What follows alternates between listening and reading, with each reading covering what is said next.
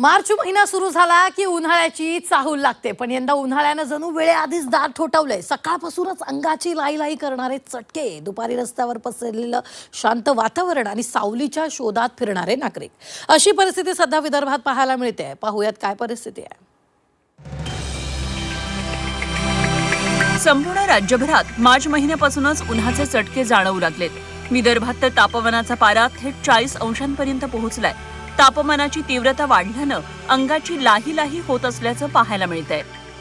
पश्चिम विदर्भामध्ये पारा जो आहे तो आता 40 अंशांपेक्षा जास्त पुढे गेलेला आहे. त्यामुळे नागरिकांना जे आहे ते खबरदारी घेण्याचं आवाहन प्रशासनामार्फत केलेलं आहे. आणि हा जो उन्हाचा पारा आहे तो आता जवळजवळ 2 ते 3 अंशांनी वाढणार असल्याचा इशारा प्रशासनाने दिला आहे. त्यामुळे मोठ्या प्रमाणात नागरिक जे आहे ते खबरदारी घेताना दिसत आहे. मी सध्या अमरावतीच्या जिल्हाधिकारी कार्यालय परिसरामध्ये आहे आणि आपण जर इथे पाहिलं तर मोठ्या प्रमाणात थंड पेयांचे दुकानं जे आहेत ते लागलेले आहेत. दुपारी 12 ते 3 या वेळेत घराबाहेर न पडण्याचं आवाहन प्रशासनामार्फत केलेलं आहे. आणि मोठ्या प्रमाणात नागरिक जे आहेत ते सध्या खबरदारी घेताना दिसत आहे. विदर्भात तापमानाचा पारा 40 अंशांवर गेलाय.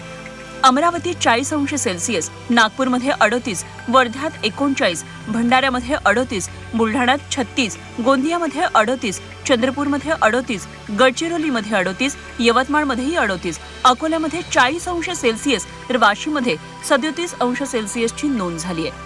अकोल्यात उन्हाची तीव्रता दिवसेंदिवस वाढताना दिसतेय. मार्च महिन्याच्या सुरुवातीलाच तापमान 41 अंशांच्या जवळ पोहोचलंय. त्यामुळे अकोलेकरांची चिंता आता वाढली आहे. वाढत्या उष्णतेमुळे नागरिकांनाही दुपारच्या वेळेत घराबाहेर पडताना त्रास होतोय. उष्माघातासारख्या आजारांचा धोका टाळण्यासाठी नागरिकांनी विशेष काळजी घेणं गरजेचं असल्याचा सल्ला डॉक्टरांनी दिलाय. सर्वात महत्त्वाचं म्हणजे शक्यतो उन्हात जायचं टाळायचं.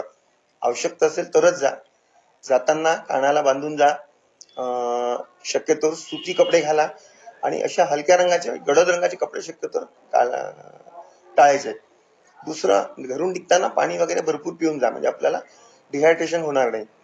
त्याच्यानंतर एकदम सावलीतून उन्हात जाताना किंवा एकदम थंड याच्यातून एसीतून कूलरतून जाताना थोडं मध्ये थांबायचं आणि मग उन्हात जायचं.